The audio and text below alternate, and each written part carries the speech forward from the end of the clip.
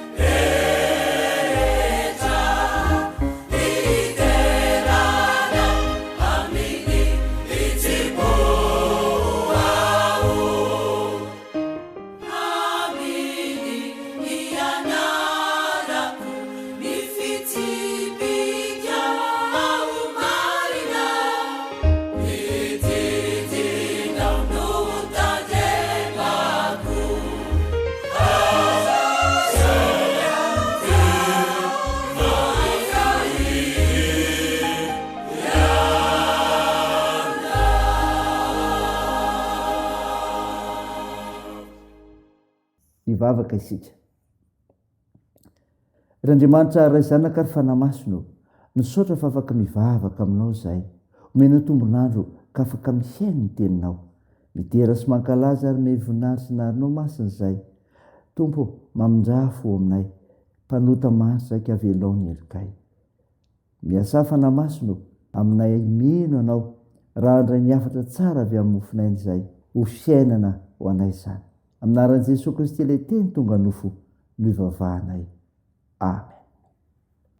Ny mofinaina ho antsika amin'ity unité avy namalala dia hitanao ao amin'ny filazantsara soratan'i Jaona. Jaona toko voalohany ny 5:7-2. Mivaky toy izao aminaran'i Jesosy. No ny ampisiny indray dia nijanony Jaona sy mpianandro lahy ary nijery an'i Jesosy mitsangatsangana izy ka nanao hoe, indro zanak'Andriamanitra. Ary ireo mpianatra roalahy ireo rehefa nandre azy ny teny dia nanaraka an'i Jesosy. Ary Jesosy nitody ka nahita azy nanaraka dia nanao taminy hoe, inona tadiavinareo? Ary hoy izy roalahy taminy, Raby, izay atao hoe rahadika, mpampianatra eo, aiza ianao no mitoetra? Hoy izy taminy, avy fa ho hitanareo. Koa dia nandeha izy ka nahita izay nitoerany ary nitoetra teo aminy tamin'izany andro izany. Ary efa tokony ho ora 10 tamin'izany. Andrea, rahalahy Simona Petera, nanankiray tamin'izy roalahy izay nandre ny teny Jaona ka nanaraka an'i Jesosy. Izy nahita ny Simona rahalahiny aloha dia hoy izy taminy, efa nahita Mesia izahay izay atao hoe rahadika ny Kristy. Dia nitondra azy ho any amin'i Jesosy izy. Ary no nijery azy Jesosy dia hoy izy, ianao no Simona zanako Jaona, ianao atao hoe Kefasy izay toko hoe rahadika Petera. Amen. Ray masino, manamasinana anay amin'ny fahamarinana, ny teninao amin'ny fahamarinana. Amen. Ravina malala ho aminao ny fiadanana avy amin'ilay Jesosy Kristy mpamonjy antsika. Mofinaina ho antsika anio ka reonetsika teo araka ny filazantsara soratan'i Jaona toko voalohany 5:7-2. Dia tantara milaza nazony Jesosy ny mpianany voalohany. Izao ny zavatra hita eto. Ny fanaranan'i Jesosy Kristy dia izao fahafantarana azy. Fahafantarana azy. Dia hoy ny teny voalaza eto. Hoy izy taminy, avy fa ho hitanareo. Koa dia nandeha izy ka nahita izay nitoerany ary nitoetra tao aminy. Zany raha na voalaza ny 5:7. Rehefa nafantatrany amin'i Jesosy ireo mpianatra Jaona roalahy dia naniry nanaraka azy sady nanontany toerana misy azy. Tamin'izany niantsoany Jesosy azy ireo anaraka azy. Dia nandeha izy roalahy ka nahita ny toerana misy an'i Jesosy sady toetra tao aminy. Raha izany tsy maintsy alohavan'ny fahafantarana an'i Jesosy ny fandriana anaraka azy. Ny olona maniry anaraka an'i Jesosy no antsoina anaraka azy sy hiara-mitoetra ao aminy. Mitarika ny olona hanana fandriana anaraka Jesosy ry havana ny fahafantarana fa izy tokoa no Mesia ary indrindra ny fandriny hiara-mitoetra aminy. Ny fanaranan'i Jesosy Kristy araka izay hita manaraka eto ry havana dia izao fitaomana ny hafa. Hoy ny 2:7 dia nitondra azy ho any amin'i Jesosy izy ary no nijery azy Jesosy dia hoy izy, ianao no ke Simona. Rehefa nafantatra an'i Jesosy tamin'ny Jaona i Andrea dia nampafantatra azy kosa tamin'ny Simona rahalahiny. Nitondra Simona teo amin'i Jesosy i Andrea ary rehefa tonga teo aminy dia fantatr' Jesosy izy sady nataony hoe Kefasy na Petera ny anarany.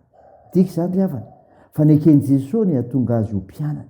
Ny fitarihan'ny hafa eo amin'i Jesosy dia mahatonga izany olo izany olona malaza ny finoanan'i Jesosy. Eto eo amin'i Jesosy ary ny rahalahy, ny namanao izay tsy mbola nandreny amin'i Jesosy mba hahatonga azy ho mpianatr' Jesosy.